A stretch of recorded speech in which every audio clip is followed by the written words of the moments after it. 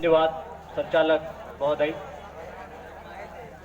दोस्तों थोड़ी देर के लिए बैठ जाओ यार। एक जैसी हवा, एक जैसे पानी, एक जैसे पहाड़ों के बीच से हम भी आए हैं। भले कलम भाई ने बोला है 10 किलोमीटर 20 किलोमीटर बाद हमारी भाषा पहनावा थोड़ा सा बदल जाता है, लेकिन खून हमारे अंदर एक ही है, डीएनए एक ही है। थोड़ा सा सब्र का परिचय दो, बैठ जाओ। दोस्तों ये जो नीले पीले झंडे दिख रहे हैं, सफेद लाल झंडा दिख रहा है, उस सैकड़ों की संख्या में, हजारों की संख्या में भूखे प्यासे युवा सुबह से अपने घर से निकले हैं। कुछ लोग डीजे के पीछे नाचते आए हैं, कुछ लोग चलकर आए हैं, कुछ लोग बस से आए हैं, कुछ लोग किसी के साथ बैठकर आए। ऐसे सभी कार्यकर्ता और जिसने भी आयोजन रखा है, उस आयोजन कमेटी के लिए एक बार जोरदार तालियां बजा दो। भाषण देना बड़ा आसान काम है, हम लोग आते हैं बोलकर चले जाते हैं, लेकिन उस भाषण को जीवन में उतारना उतना ही कठिन काम है। उस विचार को अपने जीवन में उतारना उतना ही कठिन काम है जितना एक माँ अपने बच्चे को जन्म देती, क्योंकि उसका दर्द वो माँ ही समझ सकती है, जो अपने बच्चे को जन्म दे रही है 9 महीने अपने कोख में रखने के बाद। और वो जो वैचारिक योद्धा होता है, वो जो समाज के लिए जुनून होता है, जो समाज के लिए दिन रात काम करता है, 200 किलोमीटर नहीं देखता, 500 किलोमीटर देखता नहीं, 1000 किलोमीटर नहीं देखता है। ये हमारे बीच में बैठे राकेश भाई देवास से आए 500 किलोमीटर चलकर, बाइक से ही आगे। ये जुनून सब में नहीं होता, ये समाज का डीएनए है, ये समाज का खून है, जो उबाल मार रहा है और समाज के नाम पर कहीं भी खींच कर ले आता है। 15 नवंबर चले गई, 5 दिन हो गए 15 नवंबर को गए हुए, आज 21 तारीख है।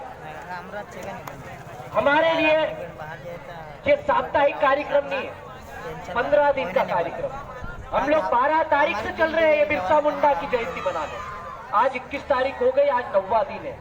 और देश के प्रधानमंत्री, प्रदेश की सरकार सिर्फ एक दिन मनाती है बिरसा मुंडा जयंती, और हम उनको बता रहे हैं कि बिरसा मुंडा हमारे लिए क्या है। हम 12 दिन से मना रहे हैं। अभी 25 तारीख को भी कार्यक्रम है, और एक भाई का फिर फोन आया था 28 तारीख को फिर कार्यक्रम रखना है। ये दूसरा कोई नहीं कर सकता है, ये सिर्फ समाज का खून ही करता है। आज देश के सर्वोच्च प्रधानमंत्री जी को याद आया भगवान बिरसा मुंडा। क्या कारण है भाई? बिरसा मुंडा को शहीद हुए 121 साल हो गए। 1875 में उनका जन्म हुआ था, 19वीं सदी में उनकी जो शहादत हुई, उसके बाद में आजादी के 75 साल बाद भी किसी पार्टी को याद नहीं आया कि भगवान बिरसा मुंडा को। ये हाल अभी से नहीं है। जब इस देश में अंग्रेज थे, जब इस देश में महात्मा गांधी साउथ अफ्रीका से कोट टाई पहन कर आए थे, तब भी देश के सामने यही चित्र। महात्मा गांधी को इस देश का भविष्य नहीं मालूम था, महात्मा गांधी को इस देश का चित्र नहीं मालूम था कि इस देश में कैसा संघर्ष हो रहा है। वो भी साउथ अफ्रीका से बढ़िया कोट टाई पहन के आए थे। तो ऐसी एक सभा चल रही थी, आदिवासी समाज के योद्धा आधे भूखे नंगे, आधे कपड़े पहन के, किसी ने कोष्टिया बांध रखा, किसी ने टावल बांध रखा, किसी ने धोती पहन रखी, इधर तीर कमान लटके हुए, किसी के हाथ में पालिया, किसी के हाथ में गोफन। ऐसी सभा कर रहे थे समाज की। और उस बोर्ड पे बड़ा सा लिखा हुआ था, सामने गेट लगा हुआ था, उस पर बड़े अक्षरों में लिखा हुआ था, महामानव क्रांति सूर्य धरती आबा भगवान बिरसा मुंडा। तो कोट टाई पेंट में आए हुए महात्मा गांधी ने उन चलते फिरते 4-5 आदिवासियों से पूछा कि भाई ये व्यक्ति कौन है? तो बोले कि ये आदिवासियों का लीडर था, नेता था, महात्मा था। अच्छा, तो ये क्या चाहता था? तो महात्मा गांधी को उस आदमी ने बोला, आदिवासी आदमी ने, ये पूर्ण स्वराज चाहता था, हमारे देश में हमारा राज बोलता था, अंग्रेजों को भगाने की बात करता था, जमींदारों साहूकारों से लड़ाई लड़ता था। तो महात्मा गांधी के दिमाग में ये पिक्चर आई, महात्मा गांधी को समझ में आया, और उसी समय महात्मा गांधी ने अपना कोट टाई पेंट उतारा और बिरसा मुंडा की तरह धोती पहनी, लंगोट पहनी और भारत छोड़ो आंदोलन को चलाया। और आज महात्मा गांधी को हम लोग देश का राष्ट्रपिता कहते हैं। यदि महात्मा गांधी ने भगवान बिरसा मुंडा से प्रेरणा लिए, भगवान बिरसा मुंडा को अपना गुरु माना है, तो महात्मा गांधी यदि इस देश के राष्ट्रपिता है तो बिरसा मुंडा को क्या होना चाहिए? मैं आपसे सवाल पूछता हूँ, क्या होना चाहिए? अरे देश के राजा होना चाहिए कि नहीं होना चाहिए? तो उनको ये उपलब्धि कौन देगा भाई? आदिवासियों के नाम पर एक रेलवे स्टेशन करने, एक रेलवे एक्सप्रेस करने, किसी पटरी का नाम करने, किसी स्कूल का नाम करने, किसी शौचालय का नाम कर देने से आदिवासियों का राज नहीं आएगा। आदिवासियों के नाम पर राज नहीं होना, आदिवासियों का राज होना।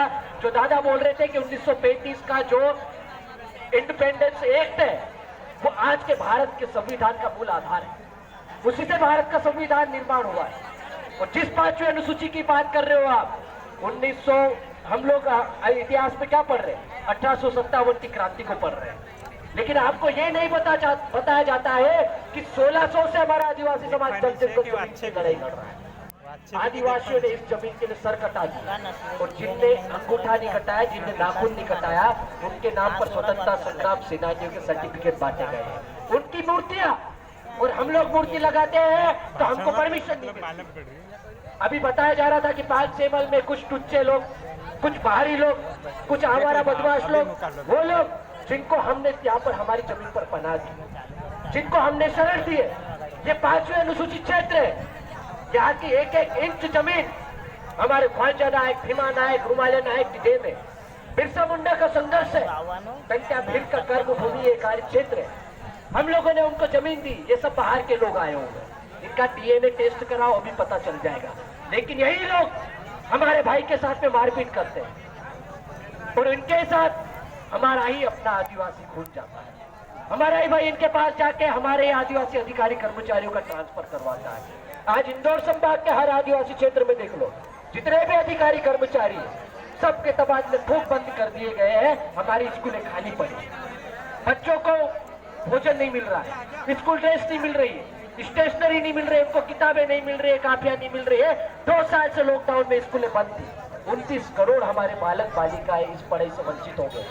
हमारे यहाँ एक बच्चे की यदि 1 साल में फेल हो जाता है तो उसको गुजरात या महाराष्ट्र मजदूरी करने के लिए भेज देते हैं, क्योंकि परिस्थितियां हमारी अनुरूप नहीं है। तो सोचो आप, 2 साल की पढ़ाई के बाद में हमारा 29 करोड़ बच्चों का क्या हुआ होगा? क्या वो हमारी पढ़ाई वापस कर पाएंगे? क्या वो अपना बेसिक बना पाएंगे? क्या वो भविष्य में पढ़ाई जारी रख पाएंगे? नहीं। इतना बड़ा नुकसान हुआ हमारे समाज में। लेकिन हम लोग जातियों में बटे हुए। भील ने अलग दुकान लगा ली, भिलाले ने अलग लगा ली, गोंड ने अलग लगा ली, बारेला ने अलग लगा ली, पटलिया ने अलग लगा ली। अबे बिरसा मुंडा ने ऐसा नहीं सोचा कि मैं मुंडाओं के लिए लड़ाई लड़ूं। टंट्या भील ने कभी ऐसा नहीं कहा कि मैं सिर्फ भील के लिए लड़ूंगा। राघोजी भागरे ने नहीं कहा, तिलका मांझी ने नहीं कहा, भांजा नायक ने नहीं कहा। तो तुम लोग क्यों बांट रहे हो भाई? कोई जयस हो गया, कोई अजाक्स हो गया, कोई आकाश हो गया, कोई मुक्ति मोर्चा हो गया, कोई बिरसा ब्रिगेड हो गया, कोई खेड़त मजदूर चेतना संगठन हो गया, कोई मुक्ति मोर्चा हो गया, दुनिया भर के फलाना ढींग का संगठन। हर एक समस्या के लिए एक संगठन पैदा हो जाता है हमारे आदिवासी समाज में। सब केकड़े की तरह हो गए, एक इधर जा रहा, दूसरा खींच दो, हमारा नाम आना चाहिए पेपर में, हमारी फोटो आना चाहिए पेपर में। ऐसे ही करके आपने हमारे समाज का सौदा कर दिया। इसीलिए तो बी टीम बोलते हैं, इसीलिए तो ए टीम बोलते हैं। जितने आप संगठन बनाते हो उतने नेता पैदा होते हैं, जितने नेता पैदा होते हैं वो किसी नेता की गोद में जाके बैठ जाते हैं। उनको चाहिए टिकट, और टिकट के लिए आपकी भीड़ का सौदा हो जाता है। अबे टिकट देने वाले को आप डिसाइड भोपाल से या दिल्ली से नहीं होना चाहिए कि टिकट वहां से आएगी, टिकट यहाँ से जाना चाहिए। ये ग्राम पंचायत डिसाइड करेगी, यहाँ के लोग डिसाइड करेंगे। ये 5 सेमल क्षेत्र है तो 5 सेमल का आदिवासी पूरे एक ग्राम सभा बिठा के यहाँ से प्रस्ताव पारित करे, यहाँ के लोगों को बताए और यहाँ से एक लेटर पैड जारी कर दे कि हम यहाँ से घोषणा करते कि इस व्यक्ति को हम भविष्य में उम्मीदवार बनाते हैं और इसको निर्दलीय हम जिता के देंगे। तब किसी कांग्रेस, बीजेपी या आप में बाप में किसी की हिम्मत नहीं रहेगी कि वो भोपाल और इंदौर या दिल्ली से टिकट दे, क्योंकि उनकी टिकट फालतू हो जाएगी। अब आपका निर्दलीय कैंडिडेट भी जीत सकता है, लेकिन उसके लिए आपको एक होना पड़ेगा।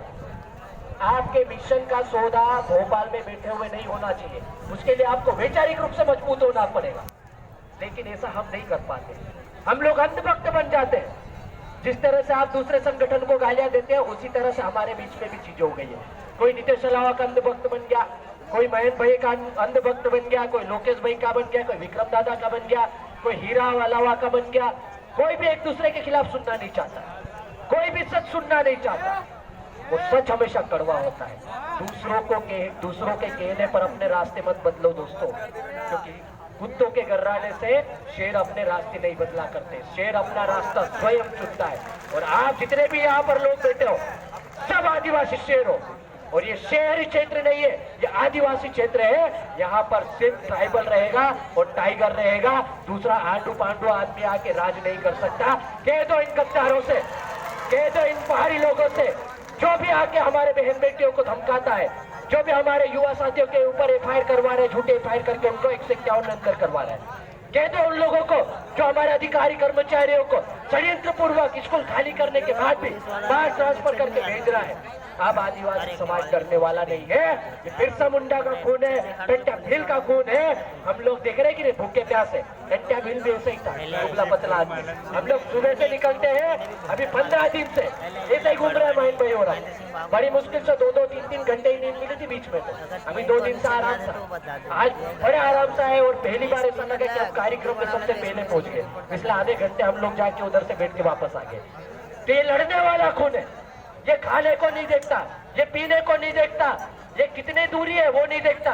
ये बस समाज का आह्वान होता है तो भूखे प्यास से दूर दूर चले जाता है और समाज के दुख दर्द को बांटता है पास। तो दोस्तों, समय काफी हो चला है। उसके बाद हमारे वरिष्ठ मार्गदर्शक और भी साथी है, अपनी बातें रखेंगे। लेकिन जाते जाते मैं आपके दिमाग में 1-2 चीजें डालना चाहूंगा कि दूसरे के कहने पर मत आओ। जब तक आप दूसरों की भाषा बोलोगे, जब तक आप दूसरों के बहकाव में आओगे, तब तक आपका दुश्मन आप पर राज करेगा। क्योंकि अंग्रेजों ने फूट डालो शासन करो की नीति अपनाई थी, वो सिर्फ 200 साल राज किया था अंग्रेजों ने। उससे पहले मुगल आए थे, फिर आर्य आए, डच आए, हूण आए, फ्रांस आए, दुनिया भर के बाहरी लोग आए। सब ने हमारे ऊपर आक्रमण किया, सब ने हम पर आक्रमण करके हमसे जंगल जमीन लूटा। और इस देश की जो वेलफेयर है उसमें 14% है।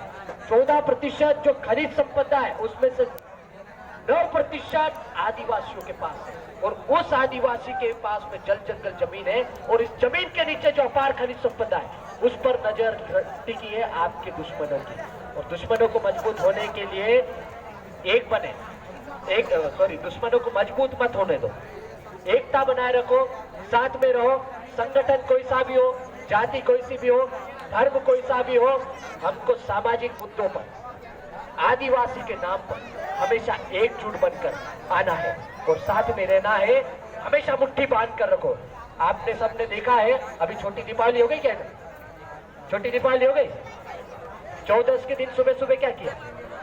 मुर्गा काटा की नहीं। तो ये विश्व में सबसे ज्यादा बलि किसकी दी जाती बताओ? मैं मुर्गे की दी जाती। मुर्गे की क्यों दी जाती है आपको बताओ? 5 बजे उठ के वो गांव वालों को जगाता है, कुकड़ू कह देते, सब उठ जाए घर वाला 5 बजे, कुकड़ू जाग कर देता है 5 बजे कोई बेगो तो ही चलो उठो कहानी पानी देने जाए। हमरे चांद गाँव घर वाले कहानी को फिर पानी लेकर जाते रहे, कहानी को लिखाइन काम करे, सब अपना अपना काम करने मंडे विगत 5 बजे उठे। तो मुर्गा जगाने का काम करता है, वो मुर्गा जगाने का काम कर रहा है और उसी की बलि सबसे ज्यादा दी जा रही है। आप सोच लो, तो जो लोग जगाने का काम कर रहे हैं, हम जैसे आप जैसे सभी लोग, आप सब बलिदान के लिए तैयार हो। हम तैयार हैं, हम जेब में इस्तीफा लेके घूम रहे हैं। हमारे समाज के अधिकारी कर्मचारी डरने की जरूरत नहीं, आप भी इस्तीफा लेके घूमो। आप जिस दिन इस्तीफा लेके घूमना चालू कर दोगे, किसी माई के लाल में औकात नहीं, किसी की हिम्मत नहीं कि आपका ट्रांसफर कर दे। वो आपके पीछे दौड़ लगाएगा कि भैया मेरा भी ध्यान रखना, भविष्य में मेरे को भी वोट की चिंता है। ठीक है, तो एकता बनाए रखो, ताकत बनाए रखो। हमको मुर्गा नहीं बनना, हमको कुत्ता नहीं बनना, हमको शेर बनना है, बिरसा मुंडा बनना है, टंटा भील बनना है, राघोजी भांगरे बनना है, तिलका मांझी बनना है। बहुत बहुत धन्यवाद, आपने मुझे समय दिया, सुना, उसके लिए बहुत बहुत जोहार। जिंदाबाद।